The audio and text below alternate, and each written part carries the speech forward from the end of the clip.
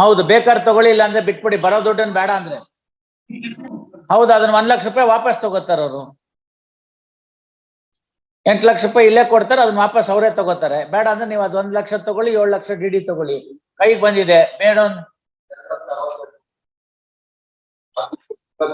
ಆಯ್ತು ಇವ್ರೆ, ಅದೇನಿದೆಯೋ ಅದನ್ನೆಲ್ಲ ಲೆಕ್ಕಾಚಾರ ಕೊಟ್ಬಿಟ್ಟು ಅವ್ರು ಬೇಕಾದ್ರೆ ತಗೊಳ್ಳಿ, ಸಾಕಾರ ಬಿಟ್ಬೋಣ. ಇನ್ನೊಂದು 10 ವರ್ಷ ಅಪೀಲ್ ಪೆಂಡಿಂಗ್ ಇರ್ಲಿ, ನಮ್ಗೇನ ಬೇಕಾಗಿದೆ. ಆಯ್ತು ರೆಡ್ಡಿ ಅವ್ರೆ, ಒಂದ್ ನಿಮಿಷ ನೋಡಿ. ನೀವೇ ಅವ್ರ ಕಡೆ ಇದ್ದಿದ್ರೆ ಅವ್ರು ಹೇಳೋದನ್ನೆಲ್ಲ ಜನ ಅಂತ ಅನ್ಕೋತಿರೋ ಇಲ್ವೋ? ಹಾಗಾಗಿ ಅವ್ರಿಗೆ ಕನ್ಫ್ಯೂಷನ್ ಇದೆ. ವಯಸ್ಸಿನಲ್ಲಿ ಹಿರಿಯರಿದ್ದಾರೆ, ಅವ್ರಿಗೊಂದ್ ಮಾತು ಹೇಳೋಣ. ಅವ್ರು ಒಪ್ಪಿದ್ರೆ ಸಂತೋಷ, ಒಪ್ಲಿಲ್ಲ ಅಂತಂದ್ರೆ ಇನ್ನೊಬ್ಬರ ಮುಂದೆ ಅಪೀಲ್ ತೀರ್ಮಾನ ಆಗತ್ತೆ ಮೆರಿಟ್ಸ್ ಮೇಲೆ. ಆಗ್ಲಿ ಬಿಡಿ. ಇದೇನಾದ್ರು ನಮ್ಗೇನಾದ್ರು ತೊಂದರೆ ಇದೆಯಾ ಇದರಿಂದ? ಪೆಂಡೆನ್ಸ್ ಇರೋದ್ರಿಂದ ಇಲ್ಲ. ಬೇಗ ಮುಗಿದ್ರೆ ಅವ್ರ ಜೀವಿತ ಕಾಲದಲ್ಲಿ ಅವ್ರ ಹಣ ನೋಡ್ತಾರೆ, ಮಾಡ್ಲಿ ಅನ್ನೋ ಉದ್ದೇಶ. ಅವ್ರಿಗೆ ಹೇಳೋಣ. ಅಲ್ಲಿ ಸ್ನಬ್ ಮಾಡ್ಬಿಡೋದಕ್ಕಿಂತ ತಿಳಿ ಹೇಳೋದು ಒಳ್ಳೇದು. ಸ್ನಬ್ ಮಾಡ್ಬಿಟ್ರೆ ಏನನ್ಸುತ್ತೆ ಕಕ್ಷಿಗಾರಗಳಿಗೆ? ಅಯ್ಯೋ, ನನ್ನ ಏನ್ ನನ್ ತೊಂದರೆ ತಾಪತ್ರ ಇತ್ತು ಅದನ್ನ ಹೇಳ್ಕೊಳ್ಳಕ್ ಕೋರ್ಟ್ನವ್ರು ಬಿಡ್ಲಿಲ್ಲ ಅಂತ ಆಗುತ್ತೆ. ವಕೀಲರನ್ನ ಹೋಗಿ ಅಲ್ಲಿ ಬೈತಾರೆ. ಯಾಕೆ ಬೇಕಪ್ಪ ಯಜಮಾನ್ರೆ? 8 ಲಕ್ಷ ರೂಪಾಯಿ ಅವತ್ತಿನ ದಿವಸ ಹೇಳಿದ್ದು ಕೂಡ ಈಗಾಗ್ಲೇ ಇರ್ತಕ್ಕಂಥ ಅಮೌಂಟ್ ಎಲ್ಲ ಸೇರಿ, ಅದು ತಮ್ಗೆ ಒಪ್ಪಿಗೆ ಇದ್ರೆ ತೆಗೆದುಕೋಬಹುದು. ಒಪ್ಪಿಗೆ ಇಲ್ವಾ ಅಷ್ಟೇಪ್ಪ, ಅದೆಲ್ಲ ಸೇರೇನೇನೆ. ಅದ್ ಬಿಟ್ಟು ಅಂತ ಅಂತಿಲ್ಲ.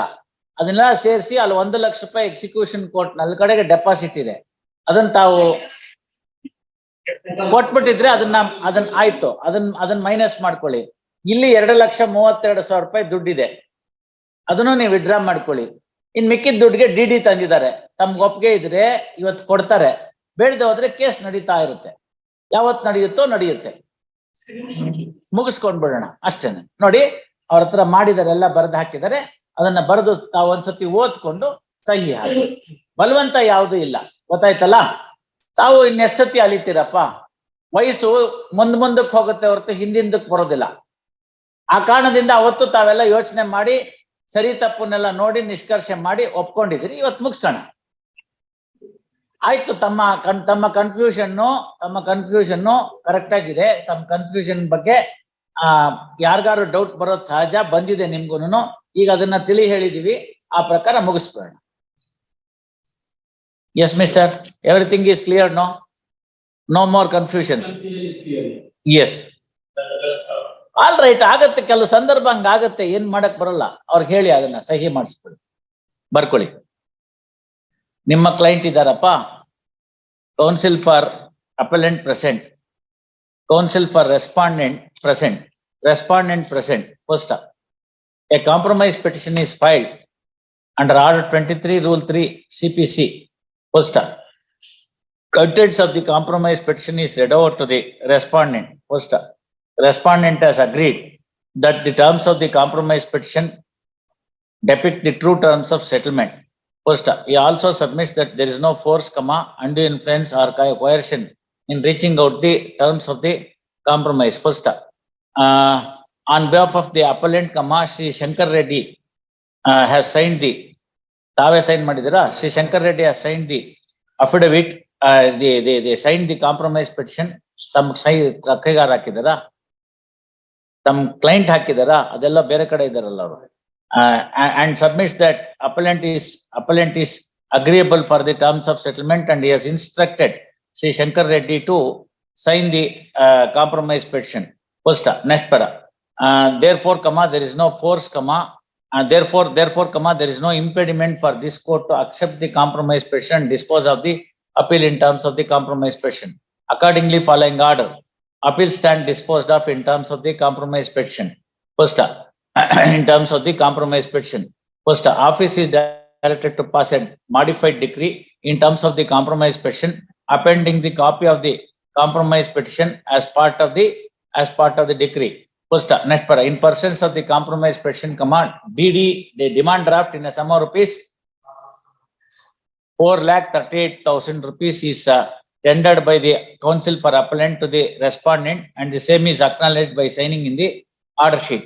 First, amount in deposit in a sum of rupees 2,32,000 is 2,62,000 is ordered to be returned to the respondent. Adena idralli ittidira ಸುಮ್ನೆ ಹಂಗೆ ಇದೆ ನೋಡಿ, ಅದೇನೋ ಜನರಲ್ ಆರ್ಡರ್ ಏನೋ ಆಗಿರುತ್ತೆ. ಆರ್ಡರ್ ಶೀಟ್ ತೆಗಮ್ಮ. ಜನರಲ್ ಆರ್ಡರ್ ನಾವೆಲ್ಲ ಡೆಪಾಸಿಟ್ ಇಡ್ಸಿದ್ವಿ, ಇದ್ರೆ with accrued interest.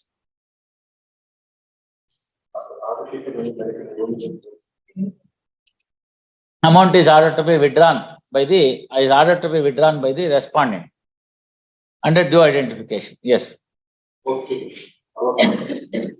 Refund of court fees, permissible refund of court fees allowed.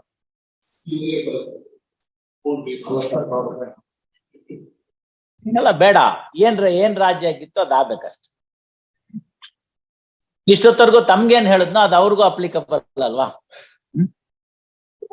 ಅಲ್ಲಿ ಒಂದ್ ಜನರಲ್ ಆರ್ಡರ್ ಮಾಡಿಸಿದ್ವು ನಾವಿದ್ದಾಗ. ಅದೇನಾಗಿತ್ತು ಅಂದ್ರೆ ಏನಾದ್ರು ಅಮೌಂಟ್ ಡೆಪಾಸಿಟ್ ಅಲ್ಲಿ ಇತ್ತು ಅಂತಂದ್ರೆ ಅದನ್ನ ಬ್ಯಾಂಕ್ ಡೆಪಾಸಿಟ್ ಮಾಡಿ ಅಂತ, ಆತರ ಏನಾದ್ರು ಆಗಿದ್ರೆ ಸ್ವಲ್ಪ ಇಂಟ್ರೆಸ್ಟ್ ಬರ್ತಿತ್ತು ಅಂತ. ಏನ್ ಮಾಡೋದು?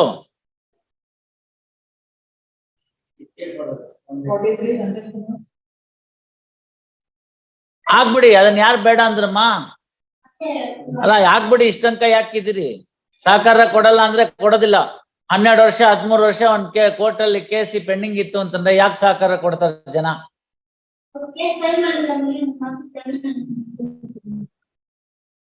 ಅಲ್ರಿ, ಒಬ್ಬ ಡಾಕ್ಟರ್ ಹತ್ರ ಹೋಗ್ತೀರಿ ತಲೆನೋವು ಅಂತ, ಅವ್ರು ಗುಳಿಗೆ ಕೊಡ್ತಾರೆ, ಸರಿ ಹೋಗಲ್ಲ. ಮುಂದಿನ ವಾರ ಹೋಗ್ತೀರಿ, ತಿರ್ಗಾ ಇನ್ನೊಂದ್ ಗುಳಿಗೆ ಕೊಡ್ತಾರೆ, ಸರಿ ಹೋಗಲ್ಲ. ಮುಂದಿನ ವಾರ ಹೋಗ್ತೀರಿ, ಇನ್ನೊಂದು ಸಿರಪ್ ಬರ್ಕೊಡ್ತಾರೆ, ಸರಿ ಹೋಗಲ್ಲ. ಮತ್ ತಿರ್ಗಾ ಡಾಕ್ಟರ್ ಹತ್ರ ಯಾಕೆ ಹೋಗ್ತಾರೆ? It is as simple as that ಅಲ್ವಾ? 13 ವರ್ಷ ಆಗಿದೆ ಅಪೀಲ್ ಆಗಿ, ನೀವೇನು ಅವ್ರಿಗೆ ರಿಲೀಫ್ ಕೊಡ್ಸಿಲ್ಲ, ಯಾಕೆ ಬರ್ತಾರ ನಿಮ್ಮ ಹತ್ರ?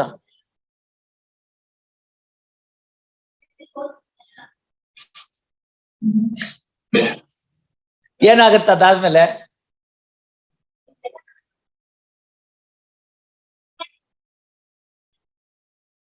ಅದನ್ನ ಈಗ್ಲೇ ಮಾಡ್ಬೋದಾಗಿತ್ತಲ್ಲ, ಇವತ್ತೇ ಅದಕ್ಕೋಸ್ಕರ ಕೇಳ್ಬೇಕಾ? ಯಾವತ್ ಬರ್ದಿದ್ದೀರಿ ತಾವ್ ಲೆಟರ್ನ? ಎಲ್ಲಿದೆ ಆ ಲೆಟ್ರು?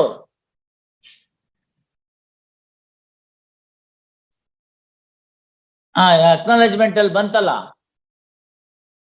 ಹಾಕ್ಬಿಡಿ. ಅದನ್ನೆಲ್ಲ ಸೇರ್ಸಿ ಒಂದು ಫೋಟೋ ಕಾಪಿ ಹಾಕಿ ಮೆಮೋ ಆಫ್ ರಿಟೈರ್ಮೆಂಟ್ ಇವತ್ತೇ ತಗೋತೀನಿ. So that I will order for court notice. ನಾ ಹೇಳೋದು ನಿಮ್ಗೆ ಅರ್ಥ ಆಯ್ತಲ್ಲ? ರಿಟೈರ್ ಆಗೋದಾದ್ರೆ ಇವತ್ತು ಮೆಮೋ ಹಾಕಿ, ಇಲ್ಲದೆ ಹೋದ್ರೆ ಮ್ಯಾಟ್ರ್ ಪೆಂಡಿಂಗ್ ಇರ್ಲಿ. ಬರ್ತೀನಿ ಅಂದ್ರೆ ಬರ್ಲಿ ಬಿಡಿ. Pass over. Narasimhamurthy. Page 19, 41. Page 20. Serial number 1.